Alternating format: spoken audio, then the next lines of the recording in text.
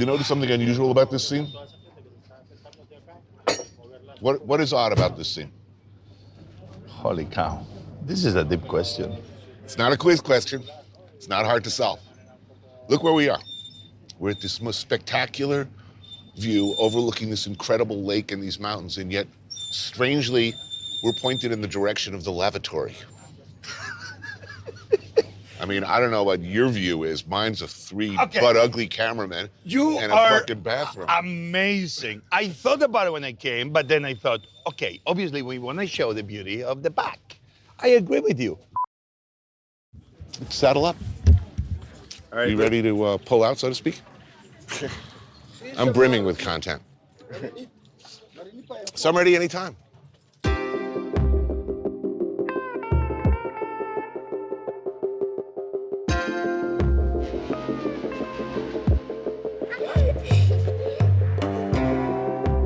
Parts unknown. I mean, the title expresses the intention of the show. Unknown. The unknown. And new. I don't know what Parts Unknown was. Parts Unknown was... Fuck. I can tell you what it wasn't. It's hard to say because it certainly wasn't, in my mind, a food show. Yeah, sure, we'll sit at a table and we'll have a meal. But really, it's about culture, politics. Comedy, action movie. Geography, history. It wasn't a travel show. Adventure, horror.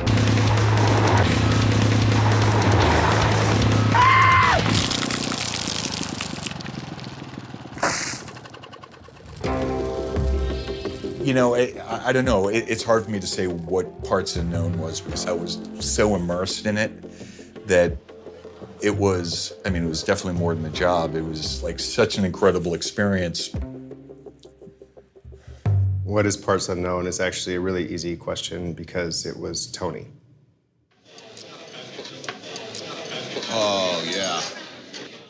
That is, can I say too message on CNN? Yeah, I'm pretty sure I can. I've often been asked the question, what was Tony like? I feel like it's the first question everyone asks. What you saw on screen, it was and is that man.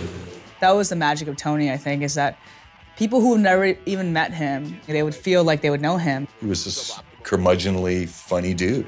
He said something like, if you can't smoke in a recording studio, what the fuck has this world come to? Candid, raw. Difficult, funny, brilliant. He was honest, brutally at times. Is he nice? He's not nice, but that's okay. Even though you felt like he maybe liked you and liked what you were doing, you were very, very, very rarely ever going to hear it. Did Tony say thank you? For what? I remember an event in Lyon. It was Tony, Daniel Boulou, and Bill Buford. And we had gone in and pre-lit everything to seamlessly move from place to place. And Tony notices the light that is on over their head, that it's clearly not a restaurant light, but one of our lights. Oh, nice, they've lit already. And Bill's like, man, like your crew's like pretty awesome. You have an amazing team. And I could hear Tony say, only pet the baby when he's sleeping. As we say in the kitchen. Only pet the baby when it's sleeping.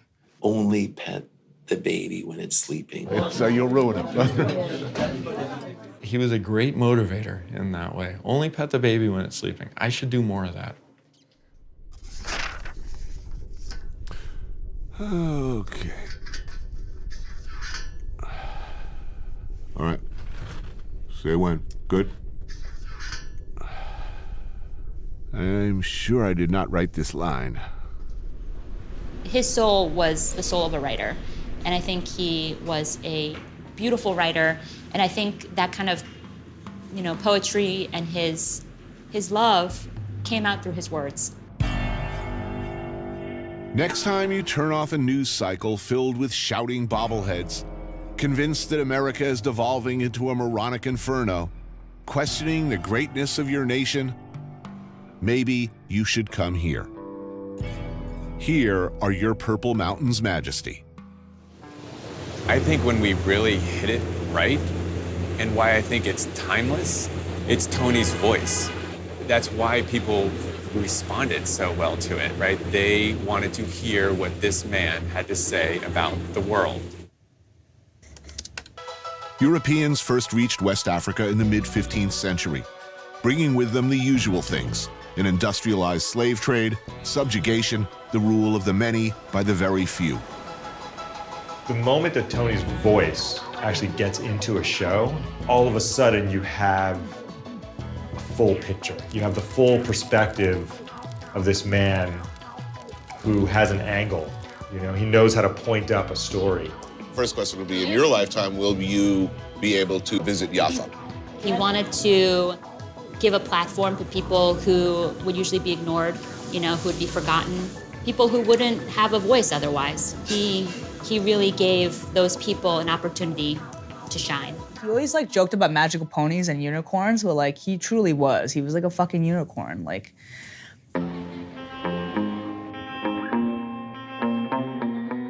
Coming into Parts Unknown, the first season, there was a real mandate to make it different. It was a lot of pressure. If you really want to find something new, you have to be willing to fully embrace that feeling of lost, or I don't know what I'm doing. And that's terrifying, anxiety-ridden, and also the absolute most joy you can find. When we hit CNN with Parts Unknown, the show really manifested truly into what it wanted to be. Welcome to my life. Actual content, B-roll, dick jokes, meal scene. Did I say dick jokes? Diarrhea.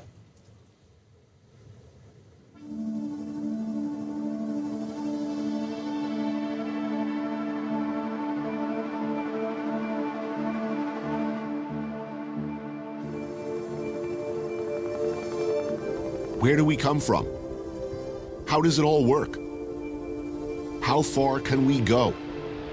What are we as sentient humans capable of? And it's funny, man. It's not until, you know, someone's gone that you really, really try to understand what made them tick. And what made Tony Bourdain tick? He talked a lot about being on the move.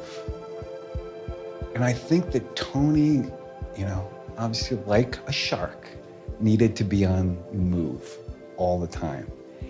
And it wasn't that he was running from something, he was always running towards something. Antarctica was it was the last continent.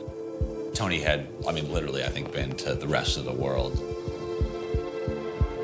There have been some very intense logistics on this show, but getting a 6-person crew to the South Pole was one of the hardest. Oh, chilly. It is a long-ass way down there.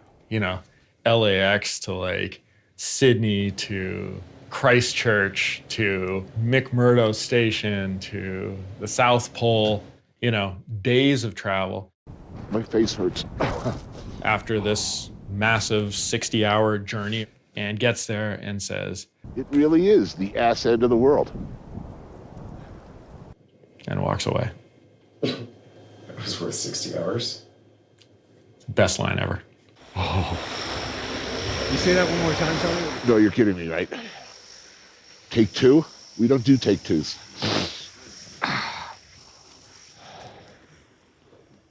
Now, I want to see one of those seals fuck a penguin. The show became a vehicle for him to meet some of his heroes, for him to kind of live out some of his own dreams, like some of his own, fantasies. I've had something of a multi-decade obsession with the Congo. It's been kind of a personal dream, if you will, to travel the Congo River. And now, for better or worse, I get that chance. There's moments in this series where watching Tony truly experiencing something that's like life-changing.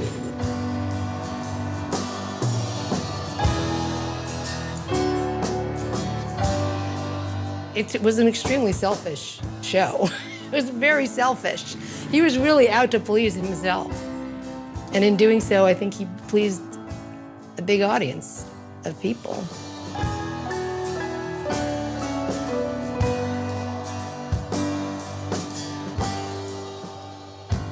Frankly, this TV show has become an impediment to the smooth operation of this mission. We might have to terminate your command.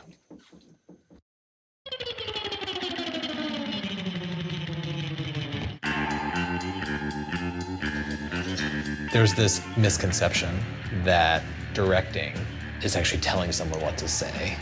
Attempt to manipulate? Yes. Direct? No. Can we just put a little piece of green behind you? No. 10 seconds. You were a director on a Parts Unknown episode because you were directing everything around Tony, but you were never directing Tony. So production vehicles should not park in front of the restaurant. Let's let the motorcycles park in front of the restaurant. Did you want to be able to tell Tony, like, you know, could you just, God, could you get to this point, please? Because, you know, we really do want to get to this point. It was all freeform. It's true documentary filmmaking. I would have about 15 to 30 seconds to kind of go over the main points. Just don't say action, don't say cut. They actually said action to me on the last shoot. They were like, action. No, really. So everybody was like this the whole time. It was like, Probably don't look at him. There were no second takes. If it was really important, you could beg or pretend to cry. get over it, man. We'll catch it in post. So stovepiping, have you talked about stovepiping?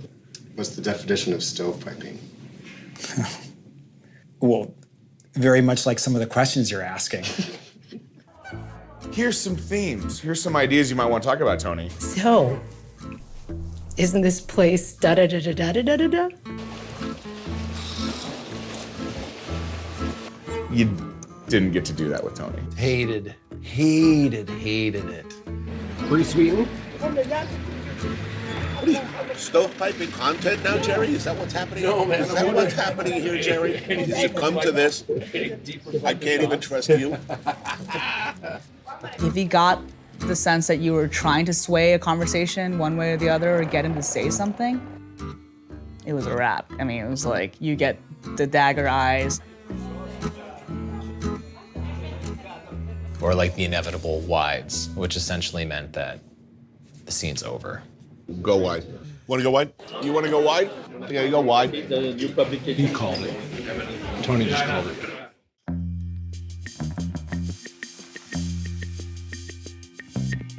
Well, food was a brilliant device because interview can just feel awkward or formal. Whereas if you share a meal with somebody, it opens up so many doors. The food that we ate on the road. Yeah, sometimes we got to eat incredible things. This is the #1 question I get at parties. Did you eat all the stuff that Tony ate? It was never awful. It could be weird. Skinned lamb head. Sheep ball's really that good. Or innards. You may throw up a little bit in your mouth while trying to get it down, but it was never awful. I definitely did not eat all the stuff that Tony ate. Ooh, liver sandwich. That's encouraging. I offer some to my producer, and he goes literally running. I did not eat all the weird things Tony ate. I ate a lot of things that Tony didn't want to eat. On the rare occasion, Tony would offer us some treats. Helen, do you like this stuff? There you go, Helen. Come on. We were filming a scene at Pojangmatcha, and they had silkworm stew. She hasn't been here since she's 4 years old. Really? Yeah. The crew obviously meant a lot to him. Yeah, it was a trip I won't forget, you know.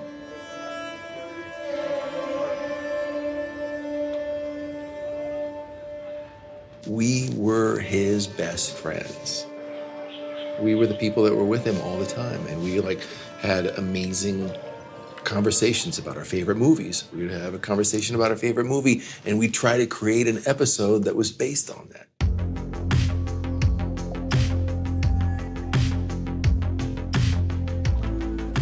So we approach each episode like a singular film.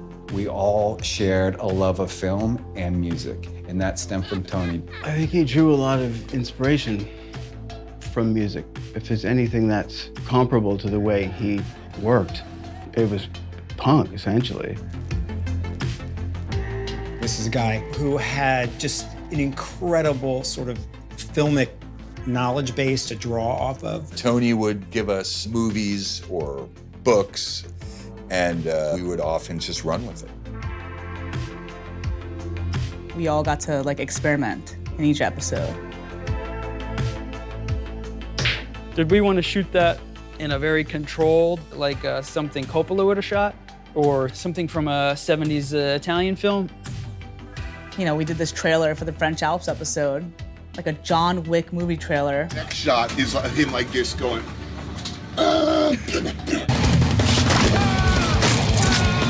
Why would we do, like on CNN, we're showing this? We did things on the show that were unbelievable. But that can get expensive. Are we talking about budgets? Next question. What's a budget? Tony had no concept of what our budgets were like. Budgets? He didn't even know what a budget Tony was. never thought about budgets. No. No. No. It was, No. not for a second. How much is it? Is it expensive enough? Yeah. Oh, yeah. You know, the budget only stayed at a certain level, but the creative push, Was greater. it was greater. When I first started working on these shows, it was essentially a case and a half of gear per person. This has gradually changed over time. We would carry 30 cases of equipment with us. Strangest thing I've ever expensed. I can't really talk about it. Camera bodies, lenses for said camera, monitors for the cameras. Okay, let me just see how many lines this is. You can't necessarily get a receipt for the goat you just sacrificed. Will CNN accept an endangered species receipt? Scrim gym kits, clamp adapters, oh, the magic gadget, 240-volt quick dimmer, a little pillow. Should we really be spending that much on an alpaca? I was like, well, I don't know. How much does an alpaca cost in, this part of the world? 15mm rods, 19mm rods, Dana dollies. Gosh, where does it end? We brought a lot of stuff to make it look pretty.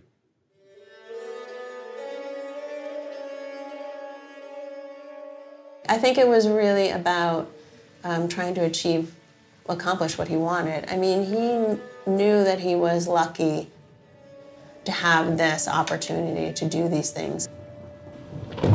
And so we were always trying to do it within our budget.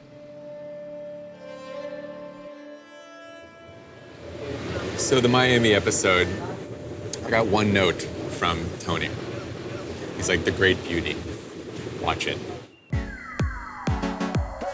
The party scene in that movie is absolutely extraordinary and massive in scale. We have a certain amount of money to make the show, and that's like a high production value. So our, immediately the mind's like, how are we gonna do this?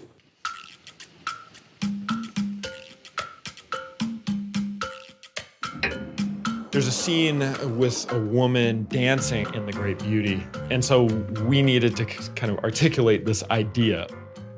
Mo, the burliest of our cameramen, he is like directing this like dancer who's dancing in a window. She's like beautiful, long hair, and she's like doing this dance, and it's not quite as like exaggerated as Mo wants. So there's this shot of like Mo sort of going back into the window with her and like flipping his knot hair like, back and like just like doing this whole thing. I think it actually worked pretty well considering. I don't know, you look at that and that it's hilarious, first of all, but then it's like, it really points at the passion, right? And you look at that we actually pulled this thing off.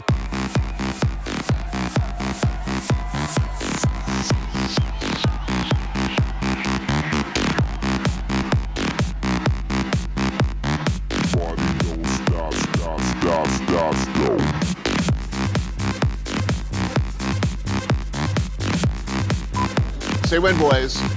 We're up. Roger. Caught in a landslide. We're gonna freeze out here like rats tonight.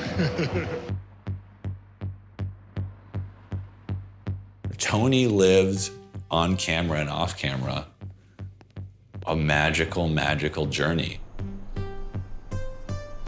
And there was chaos swirling around him at all times. we lived and died with what can go wrong. Will go wrong. Things went wrong. They want us to stop filming right now. Okay. On the one side, you have control. On the other side, you have chaos. And always between control and chaos is where the show is moving. Sometimes it collapses.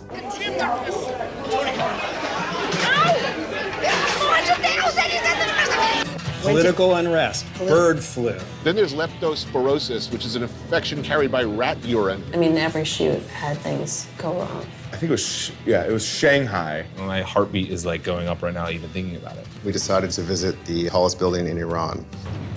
Within a minute or two, we were completely crushed by this sandstorm, obviously ruining the scene. We're all running inside.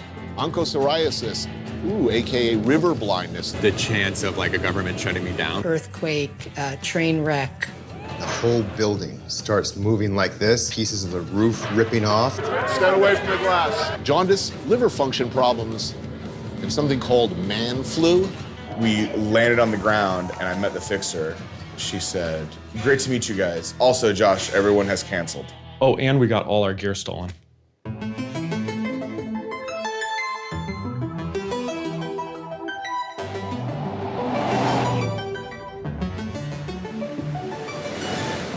There was something about Parts Unknown, and I think it was just the nature of the show, that embraced chaos.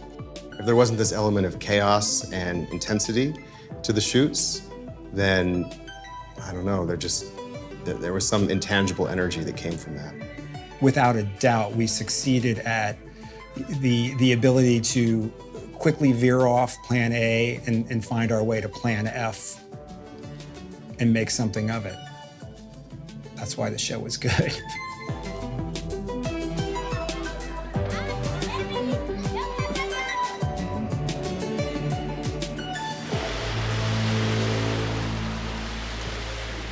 All right, are you up? Are you filming? The music has started. I guess that means it's time to get all killy in this motherfucker. Borneo is another example of everything going absolutely wrong. Tony's supposed to dispatch this pig with a big spear. They've got a pig stuck in a wooden box that looked like it had never been opened. And it's raining some more, and we're rolling, waiting on a pig.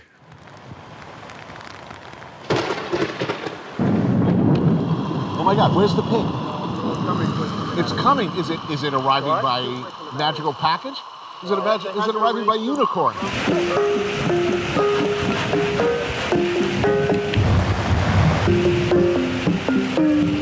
Someone translate, because he's wondering what the fuck's going on.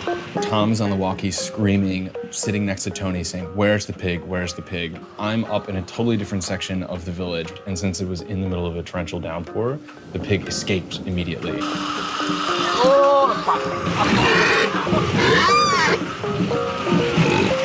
You're joking, right? The pig escaped.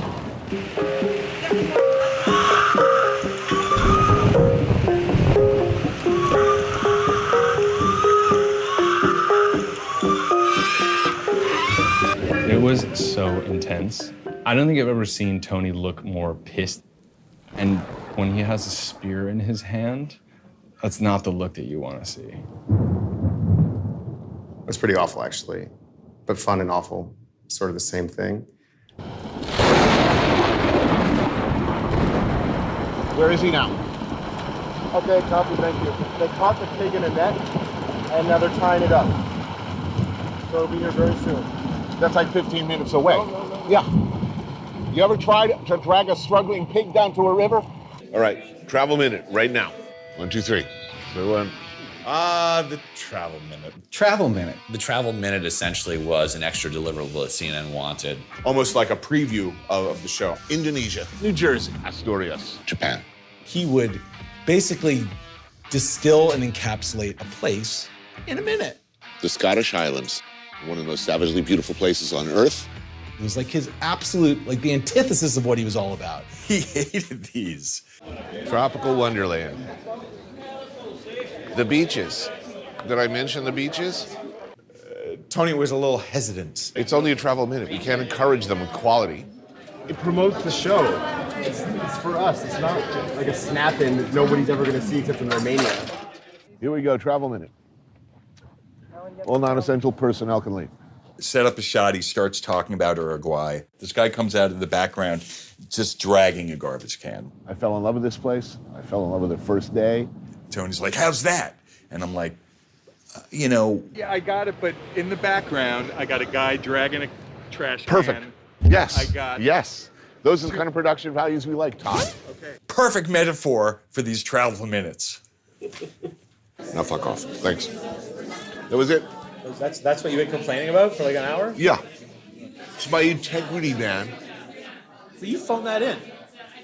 Yeah, but I still feel like I'm jacking off a hobo.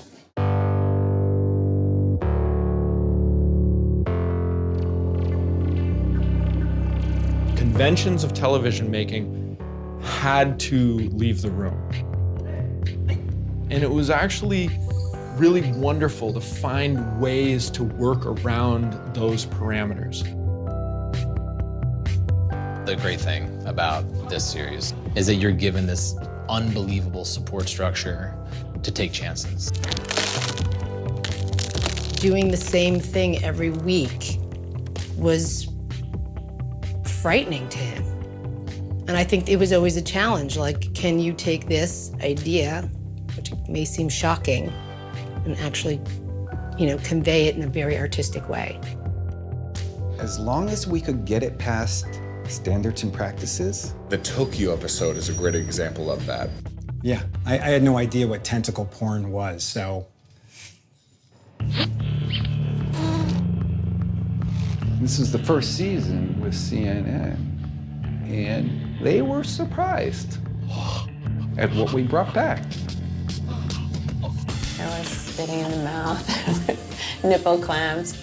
There were a lot of things that CNN wouldn't normally put on there. I think we didn't know kind of where the boundaries and limits were. I think CNN didn't know either.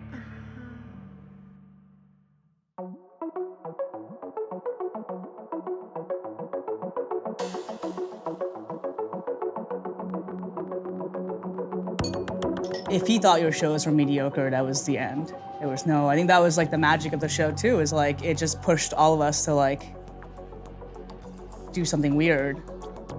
Like the Korea episode. The camera department was really given free rein. Zach and Todd decided to come up with this new camera system. So these cameras, they were very small, which you think would be great, except it had to be attached to a giant backpack. We looked like the Ghostbusters. At that point in time, that's all we had, but it was breakthrough for what it was. Yeah, Tony found them innovative. He was excited about how it was different, but like, he made some crude jokes about it. Well, those cameras are too fucking tiny. These cameras do not get a lot of respect, I gotta tell you right now. You really need the glove for that? No, you know what? It adds no authority to this process. Happy to be back in Italy. No, I'll talk soon. Don't worry. I'm gonna have food in front of me. I think shooting-wise, I always really enjoyed the solo scenes. Oh, fucking hell, that's good. Solo scene is what we would do when we ran out of good ideas. We would put him in front of food and hope he would say something amazing. But the truth is, a lot of times you just talk shit on whoever was directing. Think of all the opportunity for practical jokes with the Vipers. Note to self, buy rubber snake for Jeff. Solo scenes with Tony, they worked. It was a fantastic opportunity for Tony to just unload. I'm not suggesting there are anal glands in a chicken nugget, but... I mean, here was a guy in Tony Bourdain, the master of the monologue. Man, that guy could talk. He was just trying to make us behind the camera laugh. He would kind of deliver a line and kind of peer, over the camera to see what kind of reaction he would get. I hate mascots. They fart in those suits. Like at one point, I think one of the editors said, the camera's moving a lot. And I'm thinking, well, it's because I'm laughing. This guy, he would start riffing and we would just fall apart. It was amazing. It was as close as a glimpse as you could get to our relationship with him.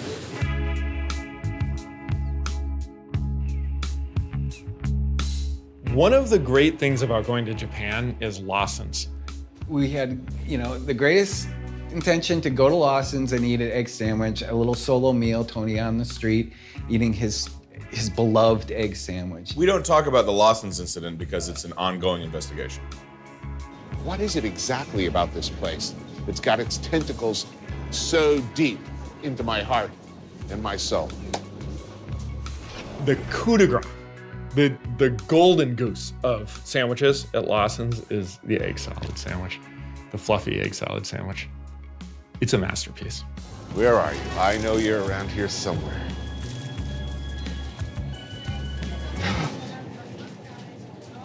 Wait a minute. I see potato and egg. Where's the 100% egg? Where's the egg salad? No, really. Where is the egg salad? There were no egg salads of Tony's preference. 5 minutes before, there were like 6 egg sandwiches. To be fair, that was my responsibility. And things deteriorated quickly.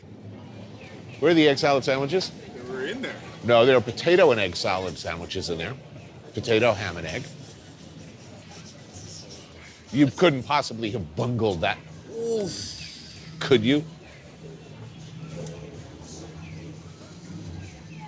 What can you say? Sometimes we fuck up. It became frantic. I was effusively going on and on and on about how I can live without prostitutes and heroin, but that the egg salad sandwiches at Lawson, this is the one thing I can't. What would you call it? The raison d'etre of this scene seems to have either evaporated or possibly never existed. Josh. I understand. I mean, when you want an egg sandwich and you expect an egg sandwich should be there. So I get it, but I don't ask a lot, but really, there's one thing I do need, Josh. One thing I need desperately, and that is uncut, 100% pure, fluffy pillows of love. The egg salad from Lawson. That's why we're here. That's why we're here. Well, luckily in Okinawa, there's a Lawson's on every other block. So we have a crew member. An island-wide dragnet needs to be established right away. What is he gonna do? Is he gonna score egg salad on the street? Prior preparation prevents piss poor performance. We're doing an egg salad scene. Is there egg salad?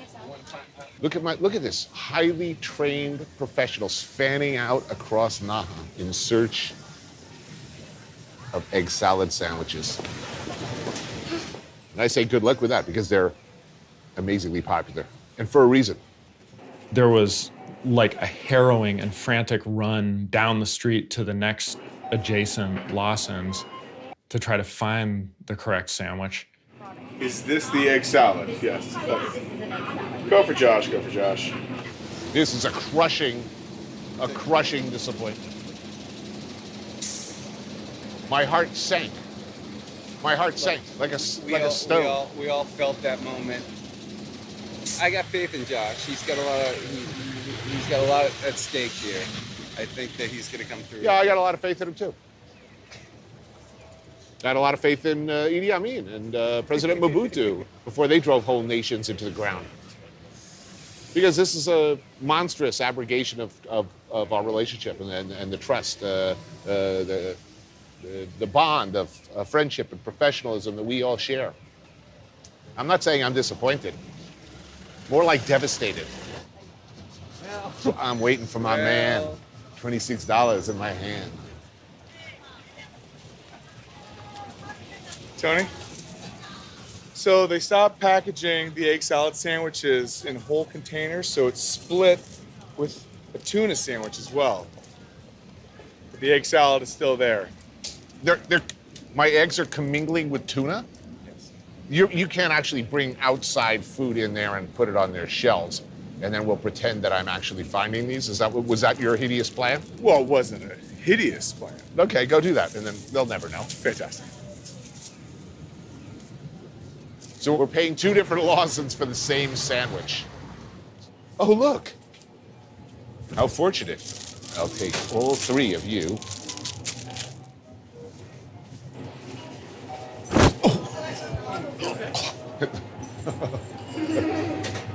Worst scene ever.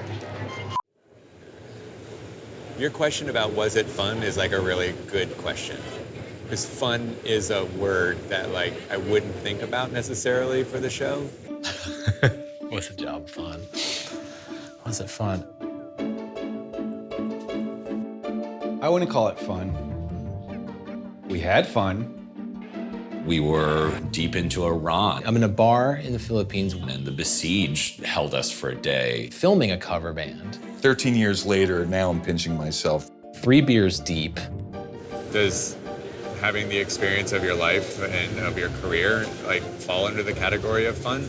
There were moments of fun, for sure. Are there any local militias we can befriend? Is like playing kickball your definition of fun? You know what I mean? The backbending that the camera guys and the producers. Not that much sleep. And the constant sort of like, what is Tony gonna think? If that falls into the category of fun, then the answer is yes. If your definition of fun is like easygoing and like everyone's smiling and like having a great time and like can write home about it, then no, it wasn't fun. You know, when I think back on those early days, and I do remember that, the joy and the laughter and the heartache and everything that went on there. If I need to feel that again, that joy, I go back and when I look at the Waffle House scene. So what I love about this scene is, again, that Tony is truly experiencing something new and unexpected. You know what I know? I don't want waffles at the Waffle House. Bullshit, man. You have to have waffles? First thing you have, pecan waffle. Really?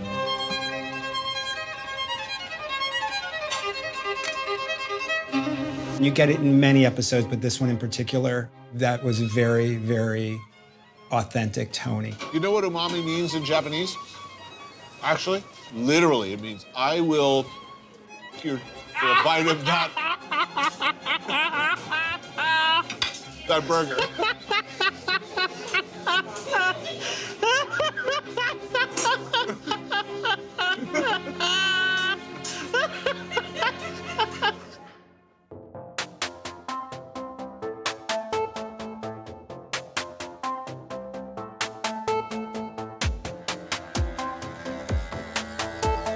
Tony had so many different sides to his personality. I mean, he could be tough, he could be a raconteur, he could also be incredibly kind, big-hearted, and emotional person, sometimes all in the same interaction, which was sort of crazy. I remember in our Philippines episode, Tony joins for a family meal. The family scenes were some of the most magical moments that we captured in the show. One of the most incredible ones for me was with my grandmother, a Filipino woman named Aurora Medina, who raised me. And this is, I think, the first Christmas Aurora's been back in the Philippines in 40 years. After the meal, Aurora came over to Tony and started singing Edelweiss. This is the song that she sang to Eric as she was changing his diapers, I believe, you know. Edelweiss, Edelweiss, every morning I greet you. And everyone is pretty emotional. It was one of the few moments that I saw Tony, start to tear up. Edelweiss. You can see, if you look closely, you can see Tony totally tearing up. He's just on the verge of crying, which he doesn't do. Forever.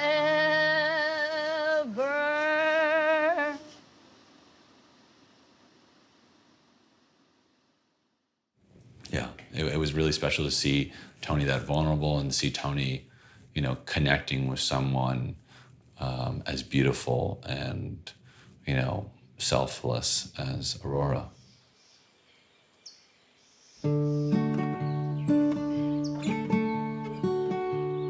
The show itself was like a tremendous gift.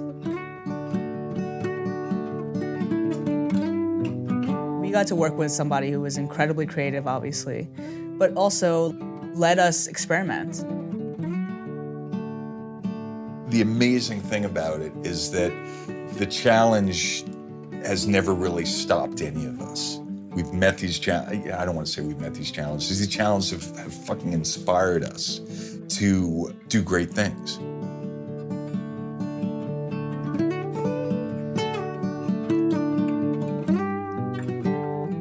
He said to Chris and I, this show is my legacy.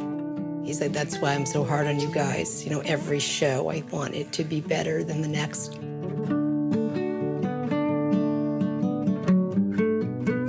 It really was the adventure of a lifetime. And that's not making an excuse for his dickish behavior, because he could certainly be a dick. But he was our dick.